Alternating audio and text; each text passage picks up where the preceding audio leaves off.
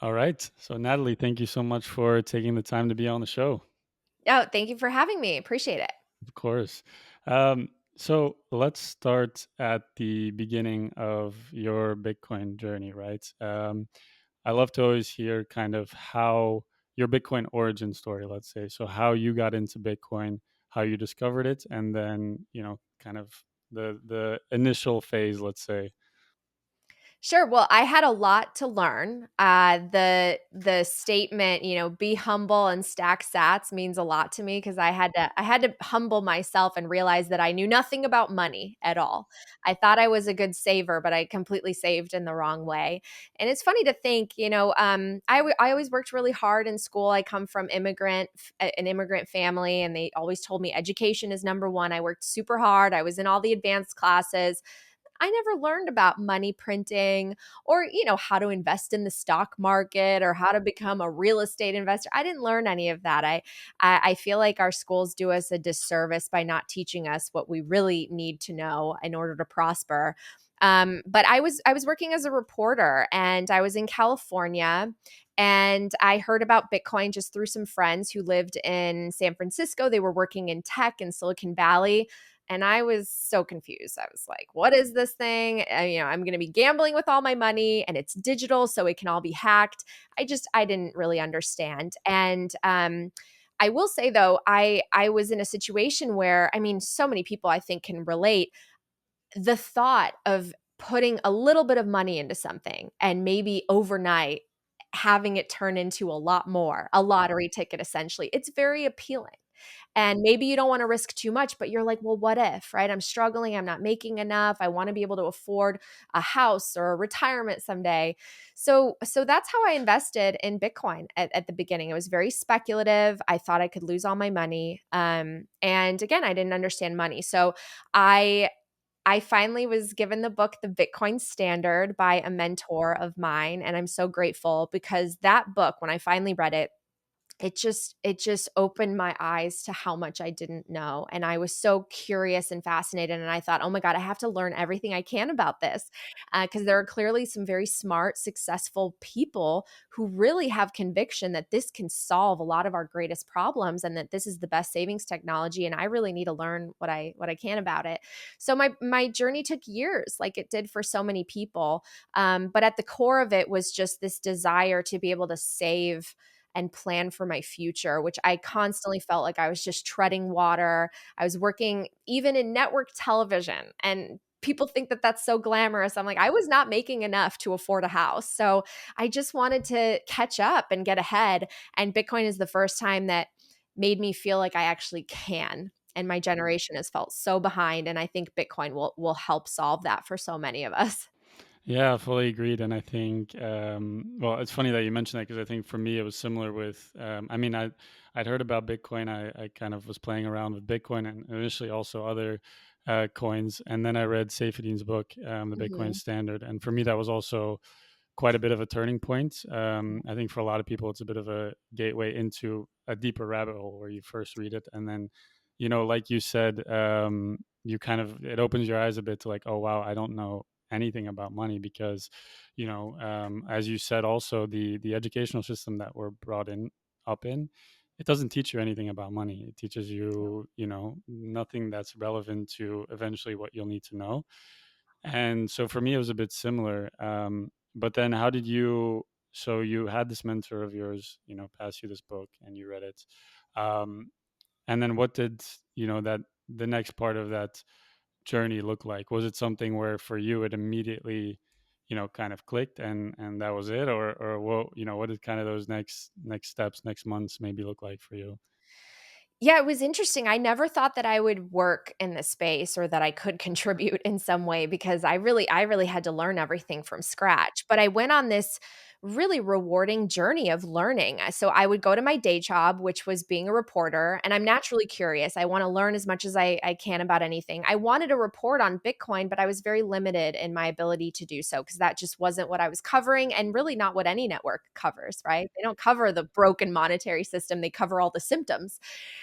So it did help me kind of look at stories from a new perspective that I think really helped me. But I had to spend it was all my free time that was spent on just devouring more books about Bitcoin, podcasts, all the YouTube videos. I became so immersed and fascinated.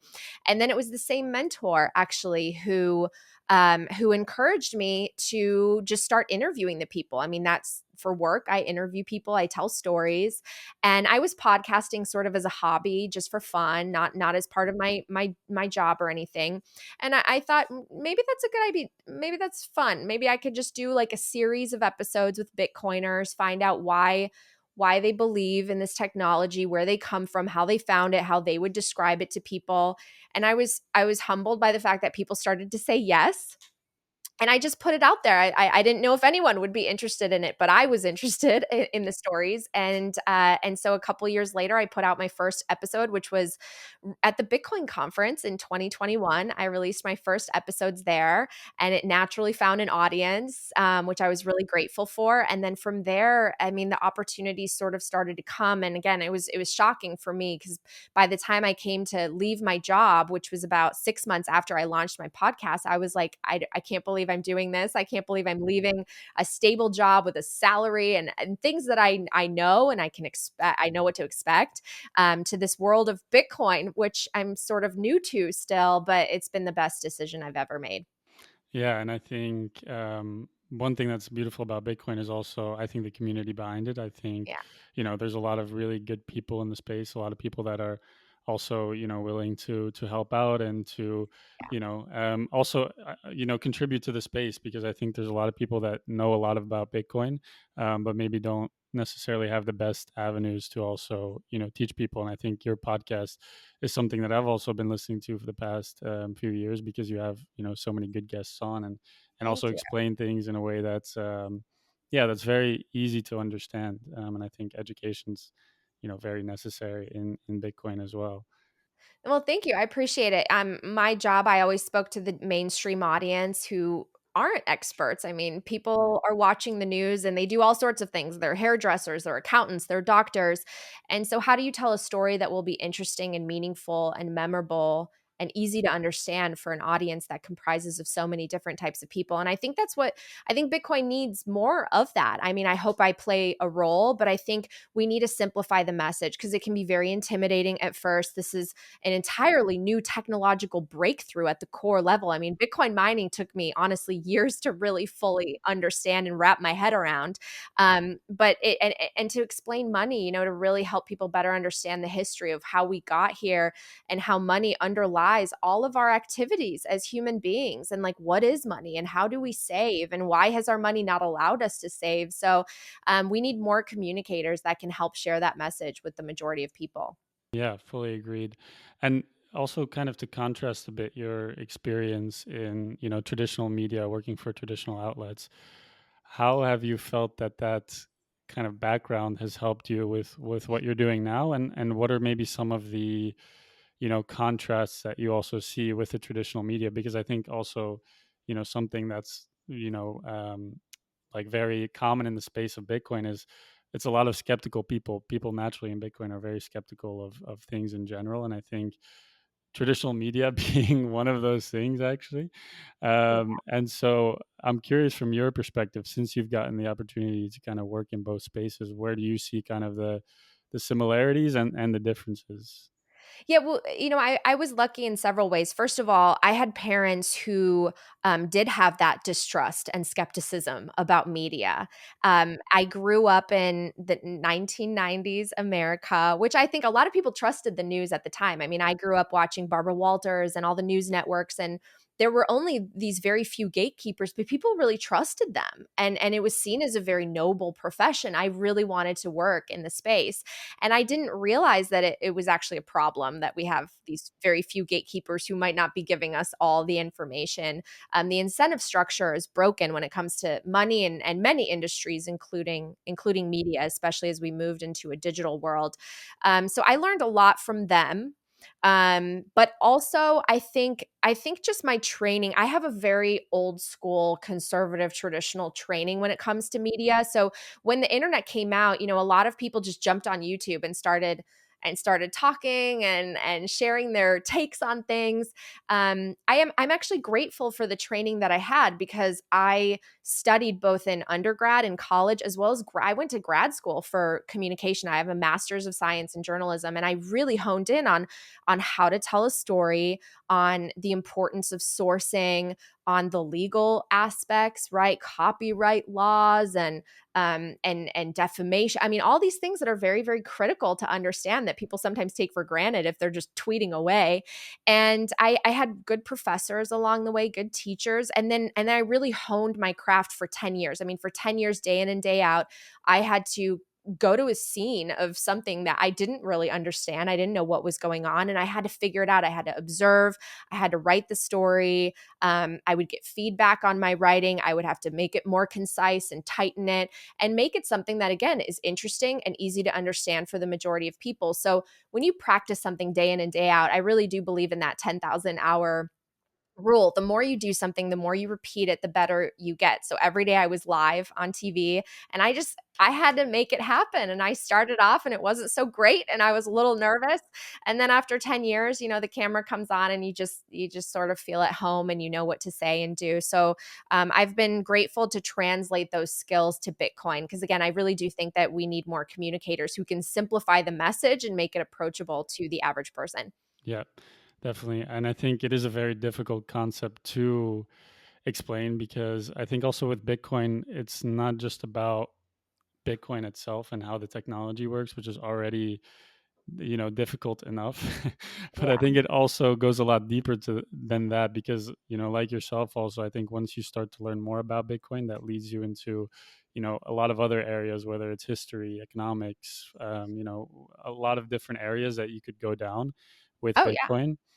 And that makes it not like an easy topic to explain to people, right? So for your own understanding, and then kind of since you've been since you've had your podcast, what have maybe been some of the like biggest challenges to your understanding of Bitcoin, and yeah, how you have dealt with that? Well, I really had a lot to learn. I really had to better understand the technical components, and I had nothing that prepared me for that because I never studied computer science. I did not know how to code. I never took engineering classes. I mean, there are some backgrounds and industries and skill sets where you're more prepared to really understand Bitcoin. You're kind of primed for it. I didn't have that. I was learning how to write and communicate for the majority of my higher education. So I had to start from scratch and I just took in as much information as possible. I think it's important to read both arguments for and against whatever you're learning about, right? You have to understand what the other side is coming at you with. And I think it was also helpful that, I mean, naturally, all of us start that way. We're kind of like, I don't believe this. Like, okay, I don't, this can't be that good. There has to be something wrong or some backdoor or something. So it was a really fun process because, again, I'm curious. I like to read. What message I do want people to take away with though is that you don't have to have one of these special backgrounds or an expertise to understand and appreciate Bitcoin. And that was what was so beautiful to me. I never thought there would be any way that I would sit here today and be able to describe things like, oh, well, do you know how the internet works with TCP/IP and the computers are sending packets of data? Well, and that translates to, with Bitcoin, you're sending packets of value essentially. It's like a new it's the internet of, I mean, I never thought that I would understand concepts like that and I would actually understand how the internet works. But Bitcoin teaches you about all these different things and it relates to history and it relates to philosophy. And I just love that journey. I think for anyone who likes to learn, it's the most perfect thing to study because you'll never stop studying it. Yeah, 100% agreed. And I think it's a very dynamic space. It's something that constantly changes. So even I feel like I've rarely met someone or read somewhere online of people who feel like they fully understand Bitcoin, right? Yeah. Because there's always something more that you can learn. But for me, what's also interesting to understand when it comes to people's individual journeys is the exact value proposition that really drew you into Bitcoin specifically. So I know you touched a bit on it earlier with regards to you were feeling like it was hard to save. You had a salary, you had an income, you had a good job, but still you were feeling like you were a bit behind. And I think specifically, like, nowadays, I know a lot of people who feel that way, right? And who come Yeah. in and who don't know a way out, are kind of stuck in the system. So with that also, what are some other things that initially stood out to you? And specifically, what's also interesting to me is because I know that, well, you're an immigrant, and your family immigrated here as well, and I know that the 2008 financial crisis also had a big impact on your shaping of your views. So I'd love to hear a bit more about that and how that played into your overall view on the value proposition of Bitcoin. Yeah, sure. Well, I talk a lot about the American dream because that is what drove my family to come here. And I think it's interesting that it's called the American dream because maybe our country represented it better than any others for a long time in history. But when you really dig into what is the American dream represent, it's a very universal dream. It's I think that the idea of you can come from any background. It doesn't matter if you were born into special privilege or you were born to absolute poverty. If you work hard, if you get an education, you work hard, you're a good person, you can literally do anything you want. I just don't think that there's anything more inspiring and motivating than that you can like really create your own destiny. And it doesn't matter where you came from. And you can kind of forge your own path and the opportunity will be presented to you as long as you keep going, you persevere. I just think that that's such a beautiful concept. But that concept is incompatible with broken money that leaves you on this rat race, this hamster wheel of working harder and harder and never excelling and accelerating and moving yourself forward.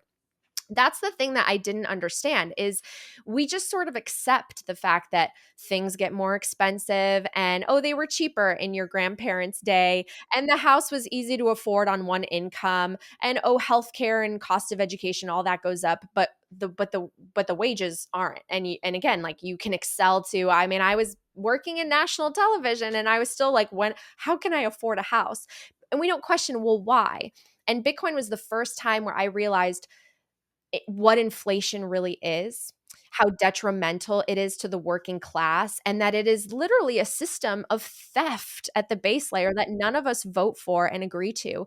And it's siphoning away the wealth and the empowerment from the people who actually create the most value to the people at the very top, the very few.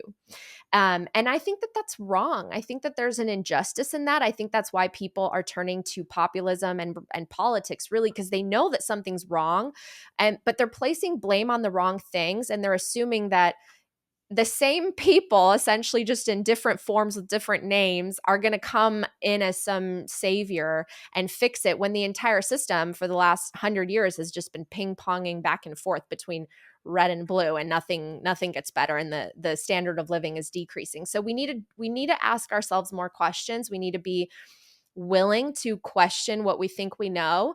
And we need to drill in on that financial system at the very core with this broken incentives structure so that we can actually start to repair it. And thank goodness Bitcoin came around because I really do think we're sort of at this inflection point. I mean, certainly in the United States where our empire is kind of on the decline now, still so much more privileged than other places, but definitely declining. And we need this to fix it. We don't want to enter an era of more war and violence and division and polarization. We want to enter an era of prosperity and more opportunity and freedom for as many people as possible. And I really do believe that Bitcoin will help us get there. It's the best solution that we have available to us.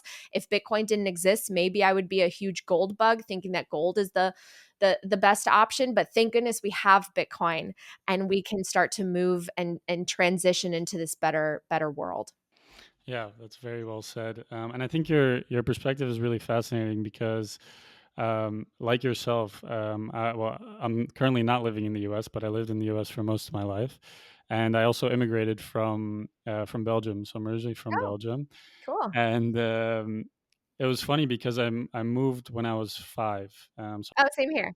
yeah, Yeah. exactly. So for you, it's similar, I think, because when I moved, it was 2001, I believe, and so at the time, the American dream, I think, was still pretty alive and well. Yeah. When I moved, America was probably at the height of its power, and I think it's funny because whenever I would go home to Belgium and tell people like, "Hey, I'm living in the U.S.," everybody would be like, "Wow, that's so Yeah. cool," you Totally. know, because it used to be cool, the American dream, and people were like, "Yeah, wow, Yeah. America, the land of opportunity." Yeah. But then I think somewhere around, I don't know when the exact inflection point was, but after a while, I started to notice like, wait, the American dream isn't still there because Yeah. kind of like yourself, I see people all around me that are struggling to get by, Yeah. that, can't afford basic necessities such as healthcare or education, that are Mhm. working, hours and hours to just support a family. Like what has happened? What has happened here? It's not just in the U.S., but it's also in other, like, in Europe. It's in other big prominent countries, and so I think we're seeing this, like, almost, well, I know there's a concept of like fourth turning, if you will, where we're Yeah. starting to see a bit of like dynamic changes as well. Um, and how has like your well, first, I guess the question is more like, do you have that similar feeling? Is it also for you where you're like, you came to America for opportunity, and also how do your parents kind of feel about that now, because they're the ones who immigrated, right? So do they still kind of feel that same way?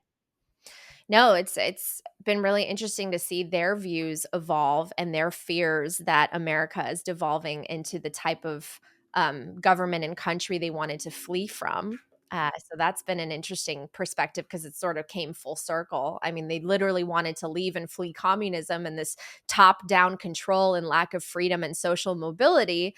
And all of a sudden, 30 years later, they're wondering if that's exactly what they moved to, which is really sad. And for my family, the transformational time was the great financial crisis. They had just been able to afford a small townhouse, they got a mortgage. Our whole system encourages debt. And they lost everything, and the rich people on top got bailed out, and millions of Americans, including my family, lost their homes. And it's challenging to recover from just total financial destruction like that. And a lot of people have experienced that in many countries when their currency just gets devalued overnight or they can't access their savings in banks. So I think a lot of people can relate when there's a pain point, and there's a time where you really didn't even know if you could financially survive. But if I look back on my history and my upbringing, I think that the problems, obviously started before the great financial crisis. It led to the great financial crisis. And it's interesting that you say that you came in 2001, because I almost feel like 2001 was sort of a breaking point where the age of innocence ended, especially for millennials who grew up in the 80s and 90s. 2001 with the 9/11 attack, and all of a sudden our shift to this more of a surveillance state, more control. People are monitoring, they want to monitor everything you're doing for your safety. And we created this massive housing bubble that ended up impoverishing so many people, but making the wealthy more rich. I think that that was like a very seismic moment in our history, because we had planted the seeds. We were already financializing the economy, and we created first a stock bubble, right, in the 90s, and then again we kicked it up to the housing, and now we're kicking it up to the sovereign level, and there's nowhere else for it to go. But along the way, it's just been a decade after a decade of just impoverishing the working class. And you sit there and you wonder, did our reserve currency status also contribute to that? I mean, because we essentially have to artificially strengthen the dollar, and everything moves to assets because we have to make our treasuries very attractive, and we export a lot of our inflation, but we create a very financialized economic class where very few are at the top making a ton of money at the expense of everyone else. And who wouldn't be frustrated if they're working so hard to create value, and sometimes like literally physically work with their hands to build things, and the CEO is making 400 times as much as them to be in a cushy office and fly private jets? It's like, how is that? What? I mean, what about the guy actually building the plane or designing, making the plans for the next plane to make it safer? So I really do understand people's frustration, and I just hope that we get this message out, because again, it's like not the politics, it's the money. We need to fix the money and make it a more fair system at the base layer. Yeah, exactly. And because that was for me the biggest realization as well. Because before I discovered Bitcoin, I thought it was a political issue, right? I thought it Yeah, was something that me stemmed too. from politics, and then you realize it's like, oh no, it's the money. And then you also look at the incentive systems of the politicians, and you're like, okay, maybe they also just don't have the best incentives in place to, run a well run country, like fiscally, right? Because they just want to make the populace happy, and Mhm. their way of thinking of doing that is through stimulating the economy through tons of printing of Yeah. money. Well, I saw that really up close and personally when I was a reporter, because I covered a lot of government initiatives and, money being spent on this project and that. And whoever's listening to this, I really want you to think for a moment. Every single year, the government is spending more and more on things like homelessness or building homes or cleaning up this. And every year we have more homeless, everything's more expensive, the streets are dirtier, the roads are needing more repair, and the government keeps ballooning in size. It's at least twice as big as it used to be, and your life is not twice as good. Why is that, right? So I think we need to like shift the focus from government to market solutions for sure. Yeah, because I feel like once you understand it, and it's difficult to understand because I think it forces you to challenge pretty much most of your existing beliefs. But Yeah. once you understand it, I think it's kind of this paradigm shift where it's like, okay, it makes sense now. And then you can make that for like switch into Bitcoin and put your money in there. But I think it's still a big challenge for me personally as well to, um, I guess, educate people because I think it's one thing to educate people when, because a lot of people, especially in the US and Europe, it's bad. Like they know there's something wrong, but maybe they haven't been severely burned to where Mhm. they really are forced to examine everything, Yeah. right? So, how do we get people to, or I guess better phrase it, like, what do you think are the biggest challenges right now towards like widespread Bitcoin adoption? Because as Bitcoiners, it can be frustrating sometimes because you're almost staring at like the solution, and we all know it's Yeah. there, and we just wish everybody would move on to the system. But it's obviously not that easy, right? Well, you bring up such an interesting point, because it's the death by a thousand cuts. I mean, we don't notice 2% inflation every year. And for so long, that's what they said it was, even though we saw massive amounts of asset inflation that literally kept pace with the rate that they were inflating the monetary supply. So you would see stocks going up about 7% annualized, real estate, all that. That's where the money was flowing. But 2% inflation, your groceries are relatively the same. Oh, maybe your candy bar is a tiny bit smaller, but you don't really notice until you zoom out 10 years later. Oh my God, everything is smaller, more expensive. The quality of the ingredients has decreased. It's everything's making us sick. I think the reason that more people are waking up now is because when we printed all that money in response to COVID and the pandemic, it was you had to notice it, right? Inflation jumped so much in every respect, both on the asset side with the big bubble, but also on the consumer side with actual prices. And you would go to the grocery store or the gas tank or pay your insurance bill, and you're like, what just happened here? You didn't know, you accepted it at 2%. It's sort of leaking away your purchasing power, but yeah, you're going to notice at 9 or 25% or the real numbers that are starting to come out, because the government numbers are always smaller. So I think sometimes it does take like a drastic, a wake up moment, and COVID was for so many people. And in other countries, people have experienced that literally overnight. They wake up, their currency is worth 50% of what it was the day before. And that will wake you up to something like Bitcoin or searching for a solution, which is why I think we've seen so many people from foreign countries and more oppressive governments understand Bitcoin a lot faster than people in the West.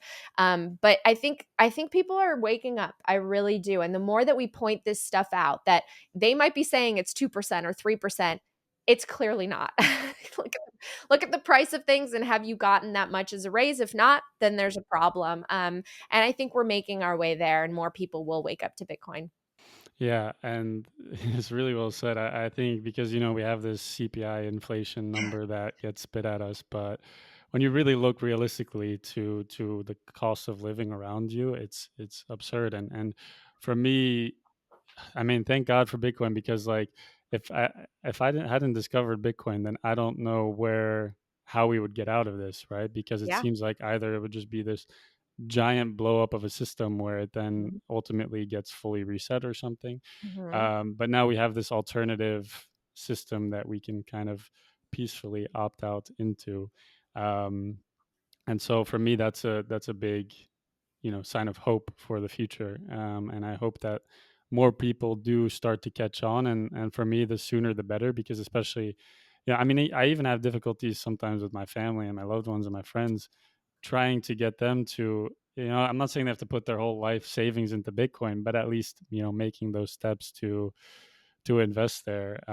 Is that something that you also in your, I mean, I know you're in the Bitcoin space now and you have been for some time, but would you say that's something you still kind of struggle with? Because even nowadays, I mean, Bitcoin is well known, but it's still, for the most part, when you talk to people about Bitcoin, they still have this like initial knee jerk reaction, right? For like, oh yeah, okay, this funny internet money, right? Yeah. Well, I mean, it's been so great to be part of the Bitcoin community because it really the community challenges you and makes sure that that you're doing your proof of work, right? That you're legit, which I really appreciate.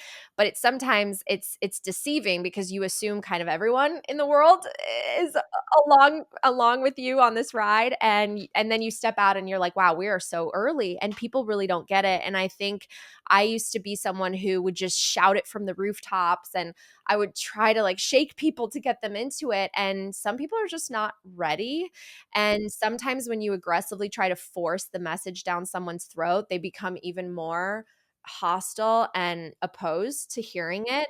And so I've come to a place where I'm just in this very zen, like, here's the information. I want to make it as approachable for the mainstream person as possible. I want to answer the questions that are bubbling up before they even have to ask them. I want to dig into all the FUD and the frequently asked questions. I just want to spell the whole message out in an easy way.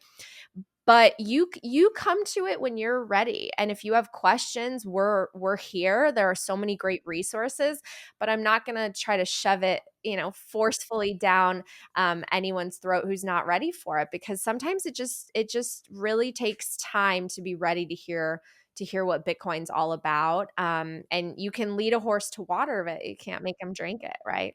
Yeah, the amount of times that I've said that as well, or thought it at least, that exact quote, Yeah. because it's so true. But You kind of get to the point where Satoshi said, right? Like, if you don't get it by now, I don't have time to explain it to you. Okay, like, here's my stuff. Call me when you're ready. But until then, I'm not going to sit there trying to convince you while you pull out, random. I mean, the arguments, right? It's like, well, what if all the internet goes down in the entire world all at the same time? I'm like, you're going to have way bigger problems than Bitcoin. It's like like a lot of things will go wrong. yeah, well, it's very true. Um, and yeah, I mean, I think part of course, what you do as well is you try to make it accessible for people to get into Bitcoin and to learn about it. Because I think, I guess, a blessing of the fact that maybe you don't come from like a super technical computer science background is, I think for you, it's also a way to learn and then to offer what you've learned to people as well. Um, which, I mean, I recommend everybody that's listening to check out your podcast as well. Thank um, of course. But I want to switch gears a little bit, because drawing on your conversations with, all of the people that you get the opportunity to chat with in the Bitcoin space, and I know you attend the conferences as well. What are maybe some things on your radar for the next, 6 months to a year, maybe developments or just general things within Bitcoin that are exciting for you? I think we're in an interesting time given that this is an election year. I know a lot of people are distracted by all of the political things and the ideological things, which is sad because I think we should look at the money, right? But it makes it an interesting year also because now Bitcoin is an election topic. It's a presidential campaign issue. And it's been really inspiring to see that I believe we're entering an era where candidates are actually competing over who likes Bitcoin more and not who wants to ban it and make it go away. So that's exciting. We've also entered the era of institutional adoption. We're seeing more corporations add a Bitcoin treasury strategy. We've had just like 3 companies in the last 2 months. I think that we're headed into just more of that mainstream adoption time where people think, okay, maybe I don't have my whole portfolio in it, but I have a little bit, at least 1%, 2%, maybe 5%. I think we're going to see more and more. And it's just that slow trickle that will eventually end up into more of a strong, ongoing stream.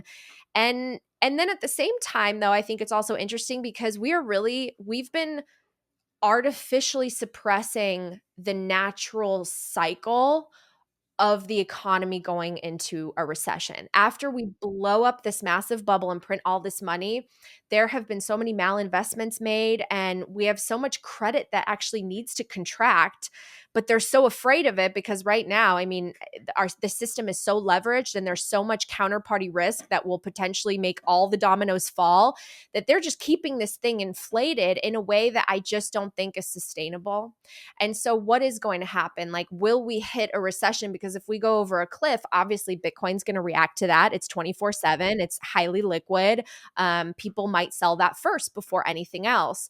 And so, we can't just assume that we're going to be in the million per coin range in the next couple of years. I think that we need some pain in the system to wash out some of the malinvestments and the stimulus that we injected. So it'll be an interesting couple of years, but overall, I look at this very long term.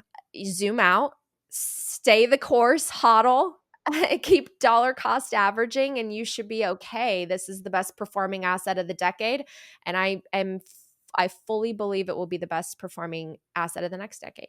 Yeah, fully agreed with that. And given that we are entering, this start of this 4-year cycle, we just had the halving. Typically, those coincide with a bull market as well. I expect also, given with the election and everything, I do expect quite a bit of people to be onboarded onto Bitcoin this year, hopefully. So, what advice would you have to any newcomers in the space who may be buying Bitcoin for the first time? Just do your homework, don't invest more than what you're comfortable with. If you have an amount that's keeping you up at night and you're stressed out, that just means you have more to learn. And you'll get there. You'll like want to put even more in. You might be crazy like me, more than 50%. But you just have to take time to learn. It's really fun once you get into it. I think all of us Bitcoiners, this is just I wish this journey started earlier for me. There's so much I've learned. It's been extremely rewarding and exciting, and you never stop learning like we talked about earlier. So don't be intimidated. Just start slow, baby steps, and do the same thing with your portfolio allocation. Start small and it will grow from there naturally, and you might start to allocate more and more as well. Yeah, that's very well said. I think most Bitcoiners probably have that feeling, right? For me too, like once I started to go down the Bitcoin rabbit hole, I was like, man, how did I not discover this Yeah, earlier? I know. So, but at the same time, I always tell people, you're not late. It may feel like you're late, but I think we're still so early in the overall evolution of Bitcoin. Because also another topic that I've talked with people about is just overall like adoption, where we are in terms of global adoption, but also like things like usability, Yeah. education. So when you look at the grand scheme of things, I like to tell people like Bitcoin now is like the internet in the 90s. Like there's still Yes. so much Yes. development and potential to come that it's you're not late at all, in my opinion. Yeah, and I love that analogy too because one of the most famous early internet clips was from a show that I grew up watching, the Today Show, where all the anchors are sitting around and none of them understand what the at symbol is, and .com, people are going to have websites, and they all dismissed that the internet would have such a major impact on their careers and their lives and business in general. And it's just funny to watch because I think the same thing will happen with Bitcoin, where we're super early and people are like, there's no way. This is not, no one's going to use this. No one's going to buy their coffee with it. And 10 years later, we'll be singing different tunes, especially Peter Schiff. Exactly, and that's where the opportunity is, right? I think Yeah. the reason why people are probably hard to convince still is because we're so early, and because with Yeah. any new technology in the beginning it's so new that people Yeah. aren't it's like the internet. It forces us to fully Yeah. change kind of your way of living and your worldview. So Yes. lots to come. But Natalie, thank you so much for your time. Is there anything that we didn't cover today? I mean, I know we could have probably covered a lot more, but given the time, is there anything that we didn't cover today that you'd like to mention? No, this is great. I mean, I just hope people learn about Bitcoin. We've come a long way, but we still have a long way to go. We are still really early. I think there are only somewhere between 50 and 100 million investors, and I'm waiting for the billion range.